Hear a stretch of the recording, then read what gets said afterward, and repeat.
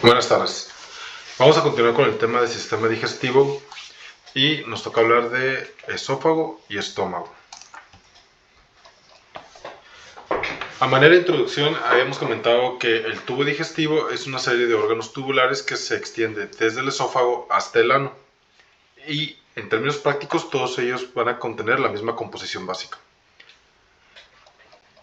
Todos contienen una capa mucosa, una capa submucosa, una capa muscular externa y una capa serosa o adventicia dependiendo del sitio en donde nos encontremos estudiando. Recordemos que cada capa contiene varios tipos de tejidos a su vez. Por ejemplo, la capa mucosa va a contener tejido epitelial, tejido conjuntivo laxo en su lámina propia, tejido linfoide difuso, tejido linfoide nodular, la muscular de la mucosa, que correspondería a músculo liso. Y así la capa submucosa contiene tejido conjuntivo denso irregular, tejido linfoide, puede contener glándulas mucosecretoras, plexos nerviosos, entre otros. Y este es un diagrama en donde podemos observar un ejemplo del tubo digestivo que abarca desde el esófago hasta el ano, en este caso, y tenemos lo que viene siendo las diferentes capas, que para términos prácticos todo el tubo digestivo va a contener las mismas capas. En este ejemplo podemos observar secciones de la capa mucosa de color rosa, submucosa de color amarillo, las musculares, que es una longitudinal, ¿okay?, que se encuentra en dirección al trayecto del tubo digestivo, y una circular que se encuentra de manera centrípeta a lo que viene siendo la luz del tubo digestivo. Recordemos que la capa circular se encarga de comprimir la luz para mezclar el alimento, y la capa longitudinal se encarga de realizar el movimiento que permite el paso del alimento desde la zona proximal hacia la zona distal. Bueno, si lo observamos aquí en el nivel de estómago, tenemos las mismas capas, ¿okay? Observen este detalle, en la mucosa agregan la muscular de la mucosa, que es una capa muy importante. Y tenemos la submucosa, así como sus capas musculares y una capa serosa. Recordemos que a nivel de esófago hay una capa adventicia más que serosa, ya que la diferencia entre ambas, tanto la serosa como la adventicia, están constituidas por tejido conjuntivo y tejido adiposo. Sin embargo, la serosa contiene un revestimiento por fuera de células mesoteliales que se encargan de producir un líquido el cual permite la lubricación, y así el tubo digestivo puede realizar su movimiento de peristalsis de una manera adecuada sin presentar roces o fricciones. A diferencia del esófago, que contiene una capa adventicia, la capa adventicia no va a contener un revestimiento de células mesoteliales y une a dos órganos entre sí. Por ejemplo, une lo que viene siendo al esófago, lo adhiere junto con la tráquea. No los comunica, ¿verdad? No hay una luz que comunique un órgano con otro, pero sí los mantiene adheridos uno con otro mediante la capa adventicia. Esa es la diferencia entre una serosa y una adventicia. Hablando de la capa mucosa, esta va a contener los diversos tejidos que comentábamos anteriormente. Tejido epitelial, este va a variar, ¿verdad? En esófago es epitelio plano estratificado, y en el resto del tubo digestivo es epitelio cilíndrico simple, hasta llegar nuevamente a la región de ano, en donde se convierte en un epitelio plano estratificado. Contiene tejido conjuntivo laxo, que corresponde a la lámina propia, y músculo liso, que corresponde a la muscular de la mucosa. Esta va a servir como todo epitelio, ¿verdad?, de protección. Tiene la función de absorción y de secreción. Contiene diversas características. Una de ellas son pliegues circulares, principalmente a nivel de intestino delgado. Va a contener vellosidades y microvellosidades.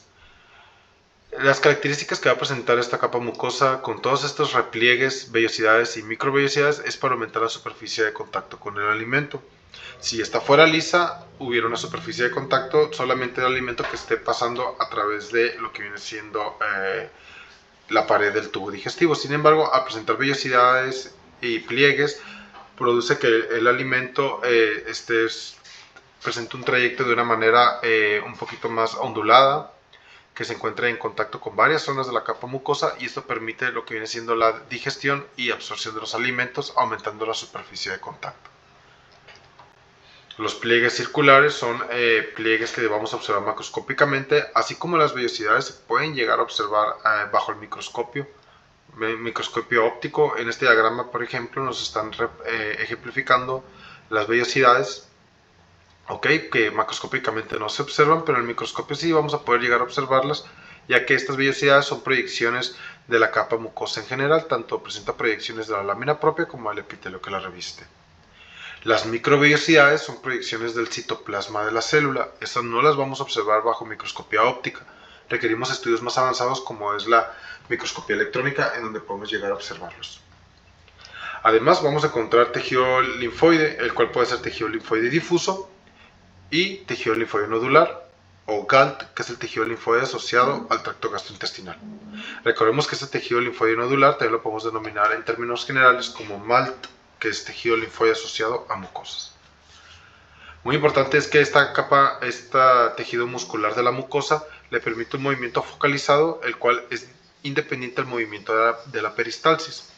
El movimiento de la peristalsis, que es parte de la digestión, se va a realizar por las capas de la muscular externa. La submucosa, que aquí está ejemplificado de color amarillo, esta va a estar constituida por tejido conjuntivo denso no modelado. En ella vamos a encontrar vasos sanguíneos, vasos linfáticos, plexos nerviosos muy importantes como el plexo sensitivo simpático y el plexo nervioso submucoso de Meissner, el cual es del sistema parasimpático y trabaja independientemente del sistema nervioso central. Además, en algunos sitios del tubo digestivo vamos a encontrar glándulas a nivel de su capa submucosa. Esto se va a encontrar principalmente a nivel del esófago y del duodeno.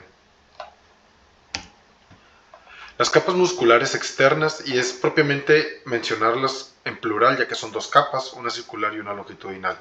Estas son dos capas concéntricas de músculo liso. La circular interna se encarga de la contracción de la luz, la cual va a comprimir y mezclar el alimento. Y la longitudinal externa acorta el tubo digestivo para expulsar el alimento de la parte proximal a la parte distal. Si contamos la región proximal como el esófago y la porción distal como el ano, pues hay muchos sitios en donde se requiere el movimiento del alimento, desde que lo ingerimos por el esófago. Cuando llega al estómago, este lo comprime, lo tritura, pero en cierto punto se vuelve a abrir el esfínter pilórico para que salga este alimento hacia el intestino delgado. Y una vez que se encuentra en el intestino delgado, requiere nuevamente este movimiento de la longitudinal externa para que produzca los acortamientos del tubo digestivo y lo pueda expulsar desde el sitio proximal al sitio distal. Vamos a poner un ejemplo. Vamos a poner el ejemplo de un gusano. ¿Cómo es que un gusano avanza, se acorta y se alarga? Se acorta con las contracciones y se alarga cuando relaja su tejido muscular. Se acorta y se alarga, se acorta y se alarga. Y así es como un gusano avanza siempre hacia adelante. No observamos que un gusano se encuentre estancado, que avance hacia adelante y luego hacia atrás y que se encuentre con una turbulencia en sus movimientos. Siempre avanza hacia adelante con este mismo funcionamiento, mediante contracciones y relajaciones. Pues es lo mismo aquí. Va a haber una contracción, lo cual acorta el tubo digestivo, y después una relajación. Una cortación y una relajación. Y esto permite que el alimento siempre avance hacia sentido distal. Nunca va a haber un reflujo o una regurgitación de este. O no lo debería de haber en situaciones fisiológicas normales. A ambos movimientos los vamos a denominar como peristalsis. Y recuerden que la peristalsis está dada por este músculo que es músculo liso. Nosotros no controlamos su movimiento. Tiene unos mecanismos de regulación propios. Y que también va a contener su propio ritmo, similar al corazón, que presenta movimientos rítmicos. Pues también el intestino presenta unos movimientos rítmicos que se va a dar por unas células marcapasos que se encuentran entre las dos capas, que son las células de Ramón y Cajal. Entre ambas hay tejido conjuntivo que contiene el plexo entérico de Auerbach y vasos sanguíneos, así como vasos linfáticos. Hay puntos en el tubo digestivo en donde vamos a encontrar engrosamientos de la capa muscular, y estos van a formar esfínteres o válvulas. Por ejemplo, tenemos el esfínter esofágico superior, que bueno, en este punto, ¿verdad?, también se va a dar por músculo estriado. El esfínter esofágico inferior, este va a ser un esfínter fisiológico, se va a formar, pues más que por engrosamientos de la capa muscular, se va a dar por los pilares diafragmáticos, entre otras cosas. El esfínter pilórico, que conecta al estómago con el intestino delgado, es un engrosamiento propio, es un esfínter verdadero. La válvula iliocecal, que es el punto en donde termina el intestino delgado y comienza el intestino grueso. Y el esfínter interno del ano. Recordemos que en el ano tenemos dos esfínteres, tenemos el esfínter interno y el esfínter externo. El esfínter interno es de músculo liso, ese nosotros no lo controlamos. La información del esfínter interno se va a dar cuando haya un aumento de la materia fecal a nivel del recto, y esto nos va a avisar que ya necesitamos ir al baño para defecar. El esfínter externo es de músculo estriado, ese nosotros sí lo controlamos y es el que apretamos para no defecar hasta que estemos en un sitio seguro, como es la taza del baño. Entonces hay uno que no controlamos, que nos envía información, como el interno, y hay otro que sí controlamos, que es el esfínter externo del ano. Este es un diagrama donde podemos observar los plexos nerviosos que inervan al tubo digestivo. Recuerden que aquí estamos hablando en general, desde el esófago hasta el recto. Tenemos el plexo mientérico de Auerbach y el plexo submucoso de Meissner. También van a haber prolongaciones de estos troncos nerviosos hacia las capas submucosa y mucosa, ¿verdad?, que le van a brindar información sensitiva. Vamos a hablar de la capa serosa. Esta es una membrana compuesta por tejido conjuntivo, tejido adiposo, pero también va a presentar un revestimiento de epitelio cúbico simple. A esto se le vamos a denominar mesotelio. Recordemos que también lo vimos en el pericardio, ¿okay? Produce ese líquido pericárdico para permitir que este lubrique y no friccione con las contracciones. También lo vamos a encontrar en la pleura del pulmón, ¿okay? También produce ese líquido pleural característico. Y ahora en el intestino lo vamos a encontrar. Este se va a dividir en peritoneo visceral y peritoneo parietal. El peritoneo visceral es aquel que rodea el tubo digestivo, como lo podemos observar con este diagrama teñido de color verde. Y el peritoneo visceral es aquel que se va a encontrar en contacto con la pared abdominal. Recordemos que, como pueden observar en esta imagen, entre ambas capas hay un espacio que va a contener ese líquido, el cual permite que la peristalsis se desarrolle de una manera facilitada, sin presentar fricciones o rozaduras. Y en esta imagen de la derecha podemos observar una imagen macroscópica de lo que viene siendo el tubo digestivo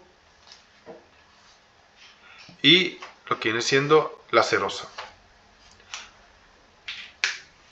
También podemos observar como la serosa, que también tiene otros nombres, se le puede denominar peritoneo, se le puede denominar mesenterio, más epiplón. Más adelante les voy a comentar por qué es que va cambiando tanto el nombre de esta capa, pero para fines prácticos es una capa serosa.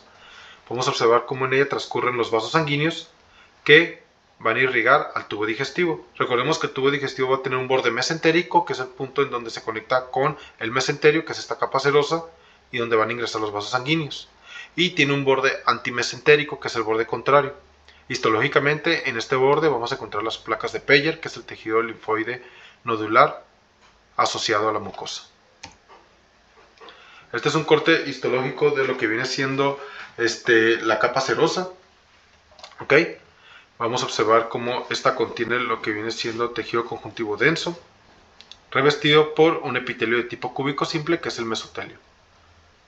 En esta imagen, en la porción inferior de la imagen, estamos observando estas células fusiformes que corresponden a los fibroblastos. Y continuando con otro diagrama, vamos a comentar acerca de lo que viene siendo el peritoneo. Muy bien, hemos comentado que hay una hoja parietal y una hoja visceral.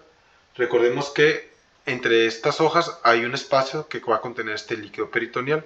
Este líquido, ya lo habíamos comentado, ¿verdad?, es producido para permitir la lubricación del tubo digestivo dentro del abdomen y va a contener un flujo regular. Para fines prácticos, todo es serosa, pero dependiendo del sitio en donde se encuentre, puede cambiar su nombre.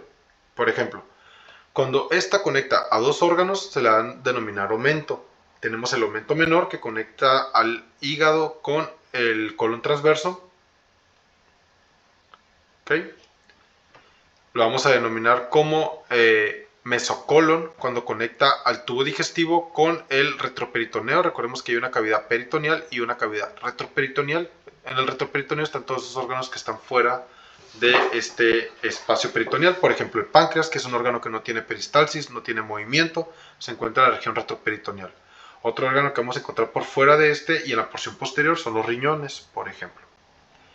Tenemos el omento mayor. Ya hemos comentado que el omento es el que conecta a dos órganos. El omento mayor conecta a que viene siendo el colon transverso con el estómago.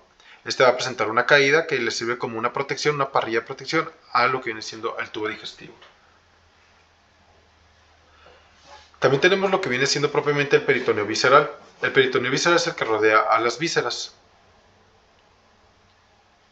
Y tenemos lo que viene siendo el mesenterio propiamente. El mesenterio es aquel que va a conectar a lo que viene siendo el resto del peritoneo con las vísceras, pero va a llevar vasos sanguíneos, principalmente los vasos arteriales y los troncos venosos. Y aquí tenemos un ejemplo en un diagrama de lo que viene siendo el aumento mayor, que conecta lo que viene siendo el colon transverso con el estómago, el mesocolon transverso, y en esta otra imagen tenemos un ejemplo de lo que viene siendo el aumento menor, que conecta a lo que es el hígado con el estómago en su curvatura menor, y el aumento mayor, que cae como bolsa, ¿verdad?, para protegernos en la región anterior, y conecta con el transverso con el estómago. Este es un corte para que observemos cómo el aumento presenta ese movimiento.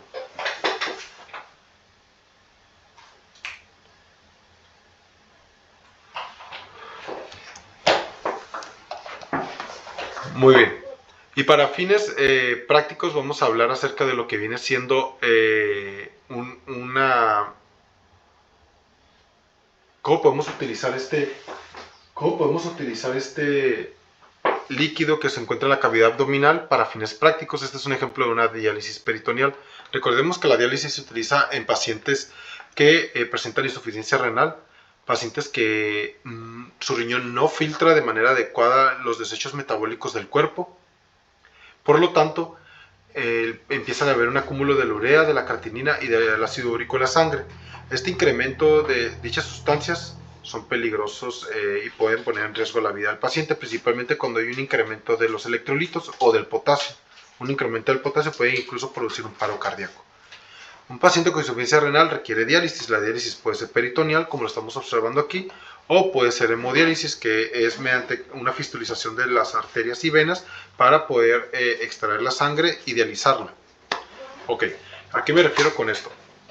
En lo que viene siendo el abdomen, en la cavidad abdominal, se coloca un líquido dializable.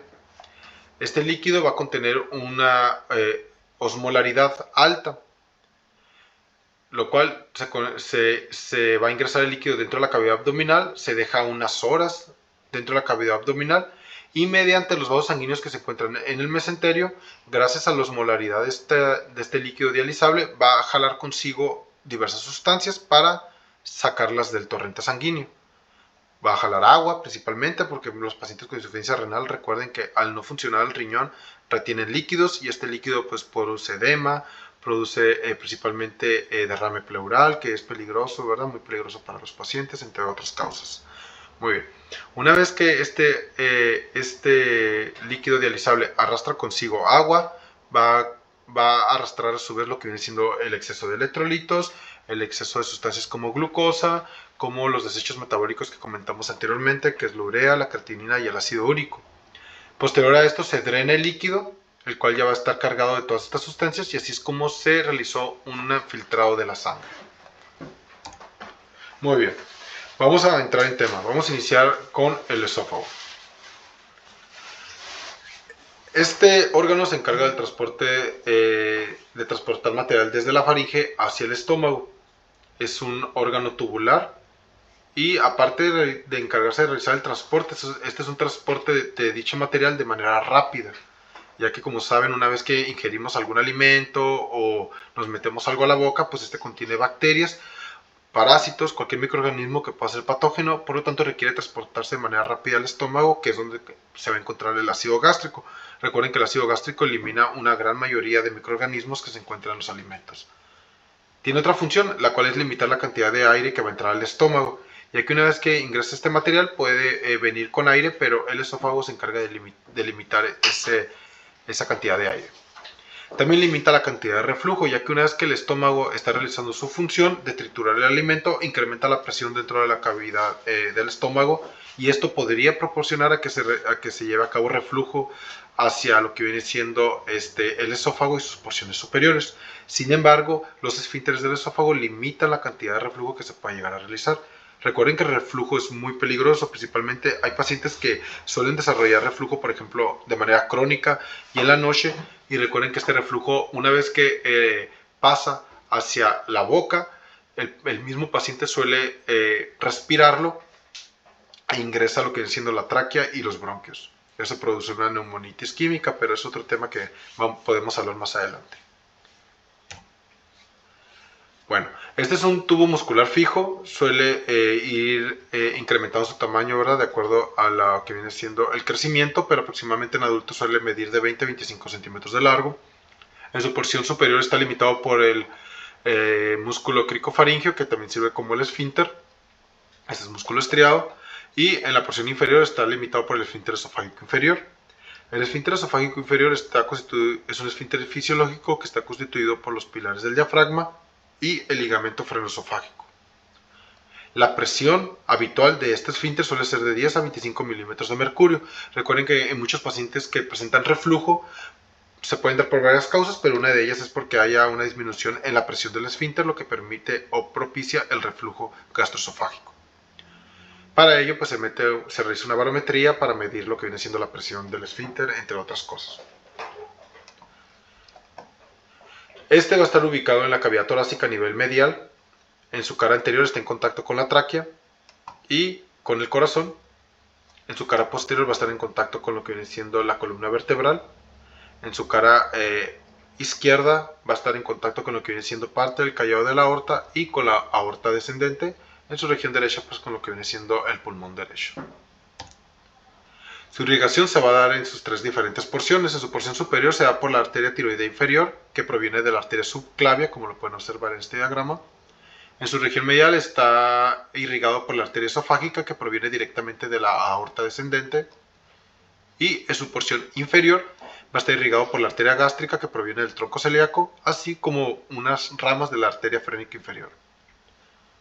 Su drenaje venoso se va a dar similarmente en sus tres porciones. En la porción superior va a drenar hacia la vena tiroidea inferior, que esta a su vez drena hacia las venas brachiocefálicas. En su región medial va a drenar hacia la vena esofágica, que drena a su vez hacia las venas ácigos, en su porción derecha e izquierda.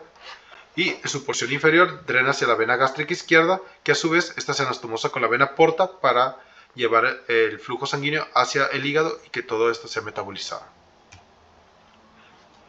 Su drenaje linfático se va a dar en su región superior por los linfonodos cervicales, en su región media por los mediastínicos posterior y traqueobronquiales, y en su porción inferior por los linfonodos gástricos superiores. Y la inervación, ya la habíamos comentado anteriormente, es la misma en todo el tubo digestivo. El plexo submucoso de Meissner en su capa submucosa y el plexo mientérico de Auerbach en su capa muscular. Muy bien, entrando en histología, aquí tenemos una imagen panorámica del esófago. Es una imagen muy representativa, contiene casi todas las capas del esófago y es una imagen, es como una vista panorámica en donde nosotros debemos de realizar el ejercicio de poder identificar cada capa y reconocer los tejidos que componen estas capas. Por ejemplo, aquí nos está delimitando la capa mucosa. Habíamos comentado que la capa mucosa contiene tejido epitelial, tejido conjuntivo laxo, tejido muscular liso que corresponde a la muscular de la mucosa, así como tejido linfoide difuso y tejido linfoide nodular. Recordemos que el epitelio que reviste el esófago es un epitelio de tipo plano estratificado no queratinizante. La capa submucosa contiene tejido conjuntivo denso, el plexo submucoso de Meissner y estas glándulas mucosecretoras, así como tejido linfoide nodular. Y las musculares contienen una capa circular interna que se encarga de comprimir la luz para mezclar el alimento y una capa longitudinal que va en trayecto a lo que viene siendo lo largo del tubo digestivo y se encarga de acortarlo para permitir que el alimento sea expulsado. En la región inferior se observan secciones de la adventicia. Recordemos que en el esófago no hay serosa, sino es una adventicia. Esta adhiere al esófago con la tráquea y está constituida por tejido conjuntivo y tejido adiposo. Haciendo un acercamiento podemos observar las características de cada capa que comentamos anteriormente. Tenemos la mucosa con epitelio plano estratificado, no queratinizante. La lámina propia, que está constituida por tejido conjuntivo laxo, produce papilas o proyecciones. Recordemos que la capa basal del epitelio se observa un poquito más oscura, ya que son células basales inmaduras, y esta zona corresponde a una papila o una proyección del tejido conjuntivo laxo que empuja al epitelio. Por lo tanto, esto corresponde a células basales. Solamente que depende mucho la dirección del corte. Recordemos que debemos de hacer esa imagen tridimensional o ese ejercicio de traslapar esta imagen a una imagen tridimensional. Estos núcleos que se observan en la lámina propia corresponden a tejido linfoide difuso.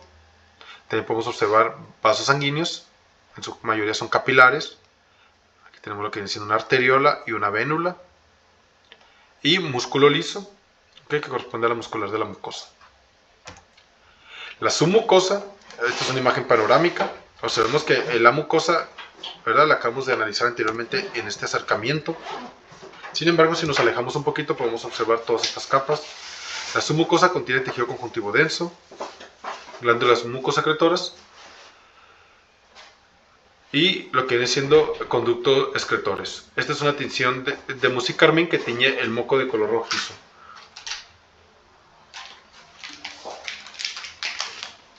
También observemos que en la porción inferior se encuentra lo que es la muscular externa, que es tejido muscular liso. Cerca del punto donde el esófago se une con el estómago vamos a encontrar las glándulas esofágicas cardiales. Estas glándulas que podemos observar aquí se encargan de neutralizar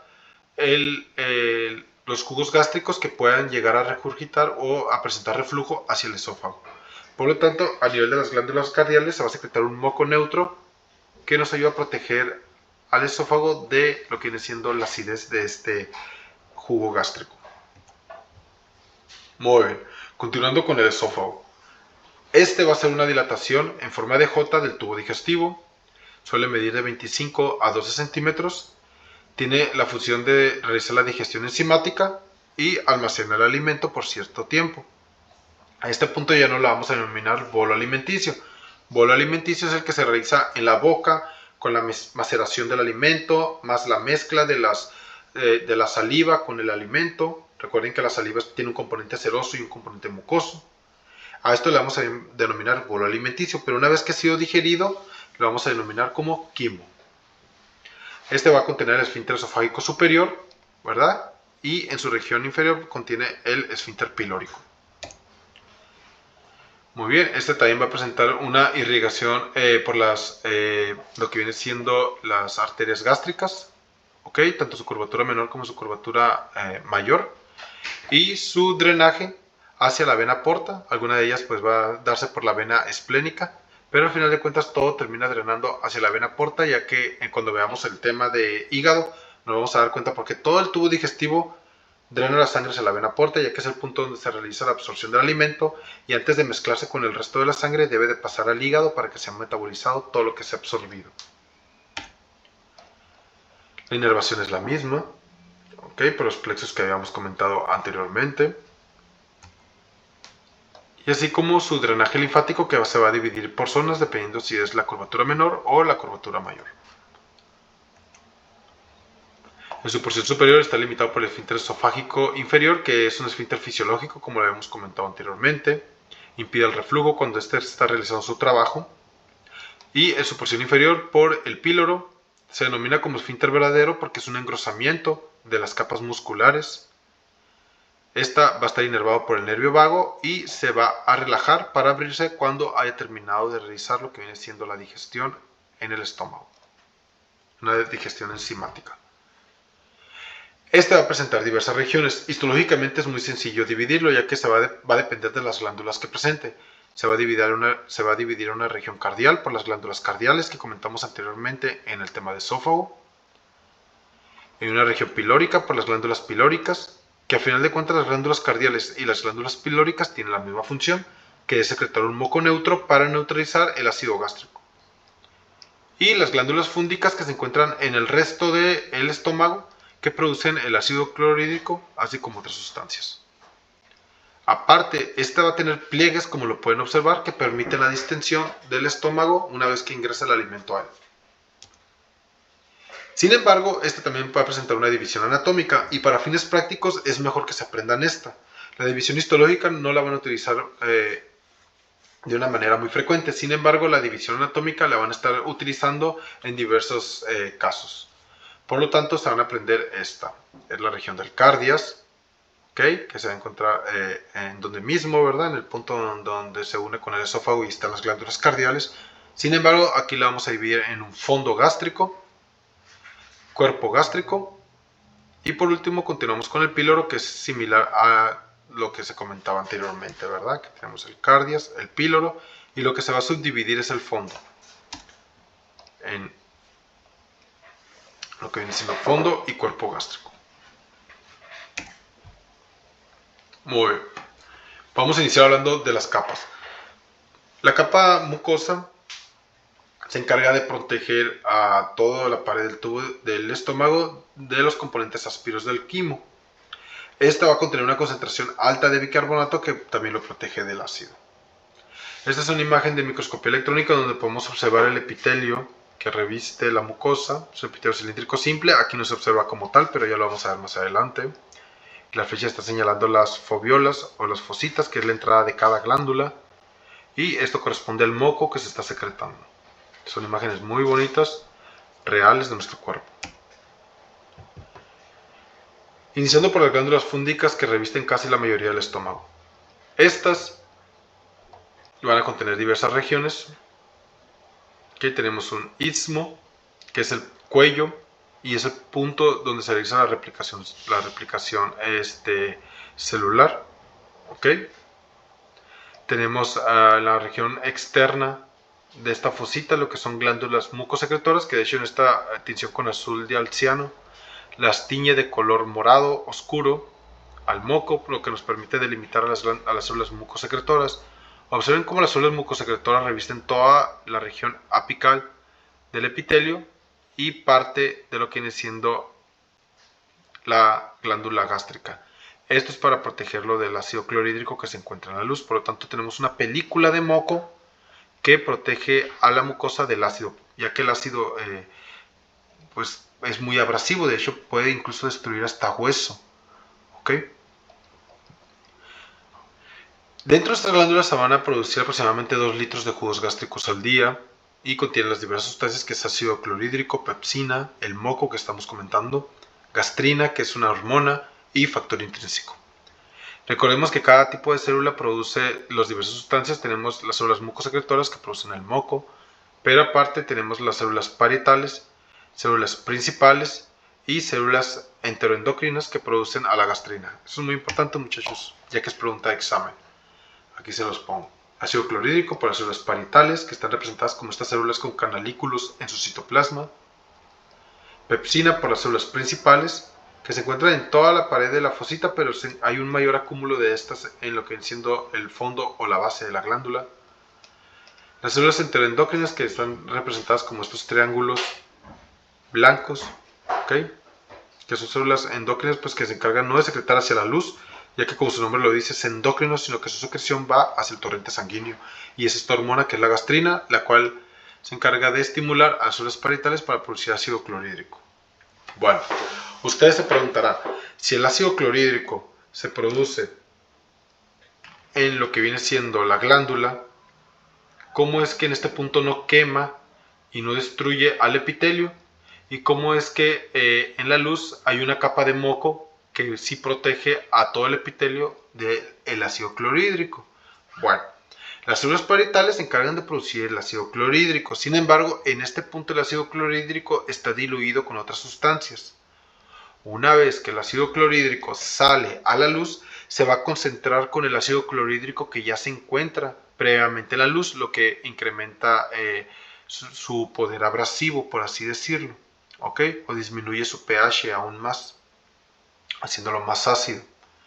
Entonces, una vez que el ácido clorhídrico se produce aquí, no es abrasivo, no va a dañar el epitelio, pero una vez que se concentra con el ácido clorhídrico que ya está en la luz, requerimos esta película de moco que nos proteja para que no dañe al epitelio. Hay varios fármacos que producen una película de moco que protege a la mucosa del ácido clorhídrico. ¿Okay? También se pueden dar diversos fármacos. Hay varios fármacos para disminuir la acidez del estómago. Uno de ellos, por ejemplo, es el famoso omeprazol, que se encarga es un inhibidor de la bomba de protones, ya que inhibe la formación del ácido a nivel de las células parietales. Pero hay otros que se encargan de formar una película a este nivel, como es el aluminio y magnesio, ¿okay? Que se utiliza. Muy bien. Vamos a hablar del componente celular de la capa mucosa. Tenemos la célula principal que produce lo que viene siendo el pepsinógeno. ¿Okay?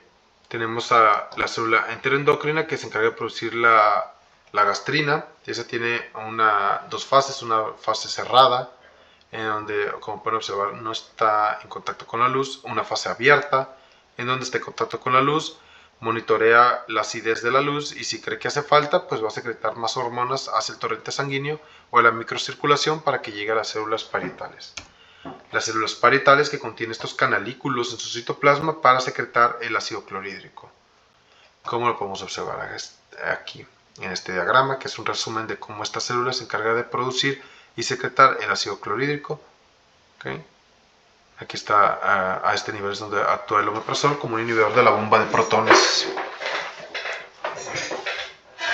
Muy bien, eso es hablando de las glándulas fúngicas. Las glándulas cardiales y las glándulas pilóricas, ambas van a producir un moco neutro para proteger a los órganos adyacentes. En las glándulas cardiales protegen al esófago de la acidez con este moco neutro. Observenlas que son un poquito diferentes. ¿Okay? Son glándulas mucosecretoras como las glándulas salivales o las glándulas que hemos visto en otros órganos. Las glándulas pilóricas, como pueden observar, a este punto hay una abundante cantidad de células mucosecretoras. De hecho, aquí en el recuadro nos están ejemplificando una mitosis. La mitosis se da en la base de la glándula. Y se encarga de proteger al duodeno, que es la primera porción del intestino delgado, del quimo que proviene del estómago ácido. Muy bien. Y eso es todo por la teoría. Es un tema relativamente fácil. ¿Okay? Estudienlo para que puedan dominarlo, principalmente cuando estemos identificando laminillas. Hablando de fisiología, es un tema un poquito más complejo, lo van a ver el siguiente semestre. Y hablando de patología, ni se diga, van a ver muchas patologías de esófago y de estómago. Ok, continuando con los ejercicios. Aquí tenemos secciones de estómago. Una disculpa por la calidad de la imagen, pero así es como se descargaron del libro. Tiene un epitelio plano estratificado no queratinizante, su lámina propia y sus capas musculares. La zona de unión esófago-gástrica, aquí podemos observar glándulas cardiales y el epitelio del esófago, su mucosa y sus capas musculares de ambos. Aquí tenemos un acercamiento a las células cardiales, contienen estas vacuolas en el citoplasma de las células ya que producen moco que neutraliza el alimento. La transición del epitelio plano estratificado con el epitelio cilíndrico simple de las glándulas. Las glándulas fúngicas con su componente mucoso, sus células parietales que por lo general contienen este citoplasma eosinófilo y sus células principales que contiene este citoplasma un poquito más claro y pequeño. Muy bien, y eso es todo por este tema. Cualquier duda o pregunta me la hacen saber y seguimos en contacto, muchachos. Que tengan buen día.